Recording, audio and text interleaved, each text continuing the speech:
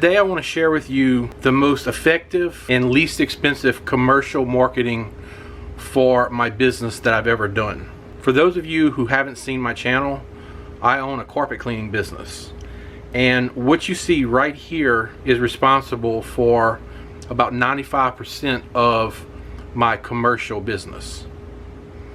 And I want to say right off that I didn't invent this. I'm not trying to take credit for it or anything like that. I'm simply sharing with you what has worked extremely well for me and has literally made me tens of thousands of dollars over the last few years. And marketing like I do isn't just for carpet cleaners. It can work for a wide variety of businesses. I start off by going to Dollar Tree and getting a bunch of different kinds of candy. They really have a good variety there. So I buy a lot of the small bags to do a pretty good mix to put in the jars. So while I'm at Dollar Tree, I also buy these jars to fill with candy. And let me show you just how I do it. Since this is commercial marketing, I want to stay in the minds of my prospective clients and even clients that have already used me. But I don't want to be intrusive about it. Before I fill the candy jars, one thing that I always do is I print out some slips of paper, and of course these haven't been cut yet, but it says low on candy, give us a call for a free refill. And once I cut them, I place them in the bottom of the candy jar. So it's underneath the candy and you don't see it until the candy gets low. But whether the customer has used me previous or even if they haven't used me yet, I do not mind going refill the candy jars, because for what, maybe 50, 75 cents, you've put your face in front of them. So again, you're going to stay in their mind if they maybe need to use the service that you offer. And if I already do work for this customer, I always stop by the office and see if they want a refill, and usually they do. And for customers that have not used my service yet, it gives me a great reason to stop in, because I can say, hey, just stopping to see if you need a refill on your candy. I also use yellow paper simply because it draws a little more attention than plain white paper. So the first thing I do is I take the lid off and I go ahead and I drop my candy refill paper right there on the bottom, and I go ahead and fill it with candy. Now I don't skimp on the candy. I want to pack as much as I can in there, because that pretty much ensures that the jar is going to stay out on their desk or wherever they put it for longer. Alright, once I got it good and filled, go ahead and put the lid on and move on to the next step. So next I want to brand the candy jar with my company information. And to do that, I use 2.5-inch round labels from Avery. They are the 22/830s. And I just print these off on my home computer. So here are some of the labels that I printed up to put on the jar. I only need 2, but I actually did 4 in case I mess up. So I'm going to go ahead and apply these, 1 to each side. And I just want to make sure it's fairly even and centered as well as I can get it.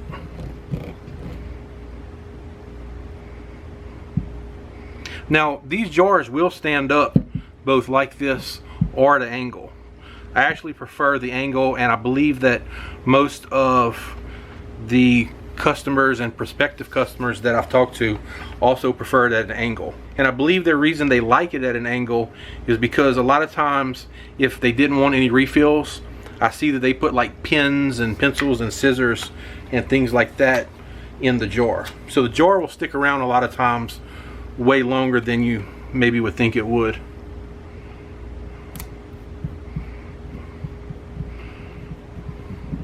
The first round of these jars that I made a mistake by putting the label on the lid. But what I found was that a lot of places will take the lid off, throw it away, then you're left with none of your company information on the jar. And again, for this, I didn't put a phone number or anything like that, but you can definitely do that if you want. This is actually just a sample label that I made. The majority of the time I leave 2 or 3 candy jars. I don't just give one to the manager or anything like that. I'll leave one with the manager, the assistant manager, maybe a secretary in the front, because I would really like to have my company name sitting in several different spots. and I do that as kind of a passive marketing thing. So that's it for the candy jar. So I'll move on and show you what else I leave with the candy. So in addition to the candy jar, I also drop off a folder of company information. I purchase my folders from Office Depot. They cost about 50 cents each. Unless you catch them on sale, you can get them as low as 33 cents each. And the reason that I use these folders is because they're not paper, they're actually plastic. And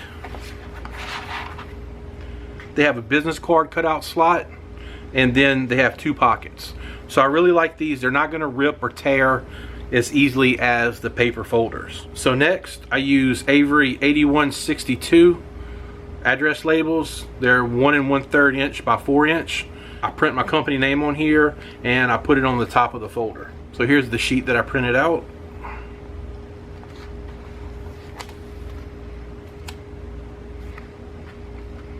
And again, I just want to get it centered as much as possible. I actually made a template out of cardboard that fits the whole diameter of the folder, so I can lay it on top, line up the edges, and I have this part cut out to get my label straight. That's probably something that's not necessary, but I want it to look its best. So this is the contents of the folder, and this is all that I include unless I'm doing an estimate at the time that I drop off the literature, and then of course I'll put in the bid sheet with it.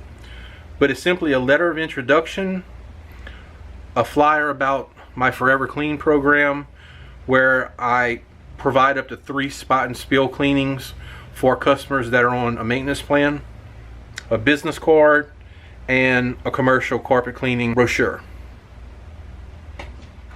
And I usually have these made up before I go out. I don't do it on the road, but I'll usually do about 50 of these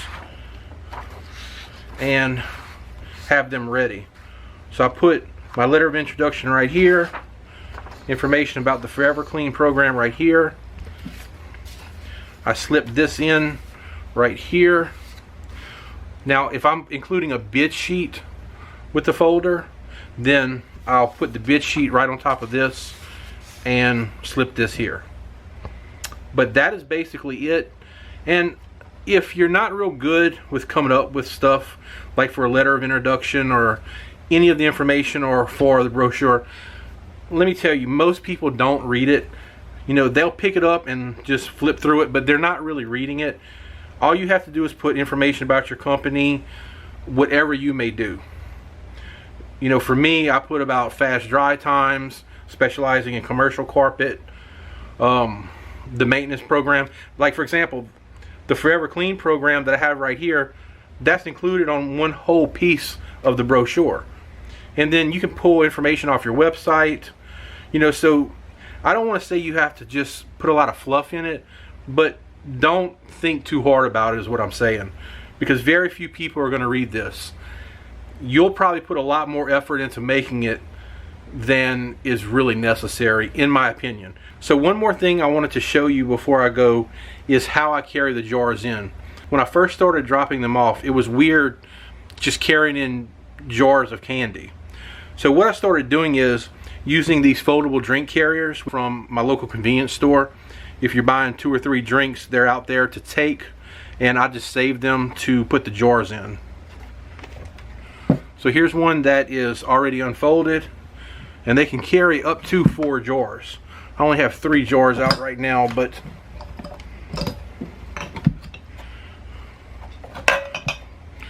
you can carry this in, then you don't look like such a doofus fuddling around with a bunch of candy jars. And you don't want to drop one because it's glass and it'll break. So you can bring this in, you can carry your folder with you, and it just makes it a little easier. So that's going to do it for this video. I hope you find this helpful. It really does work, and it actually works very well. The only thing you're going to have to do is put in a little bit of time and effort. Making the candy jars, printing the labels, printing out some sheets. You know, that stuff's easy. And I know everybody would love to sit back and just wait for the calls to come in, but in the real world that doesn't usually happen. So for a little bit of effort and really not that much money, you can have your company name in front of a lot of prospective clients. I hope you actually put it to use to help you get more commercial clients. And if you found this information helpful, it would be great if you'd hit that like and subscribe button. But as always, I appreciate you watching, and I'll see you in the next video.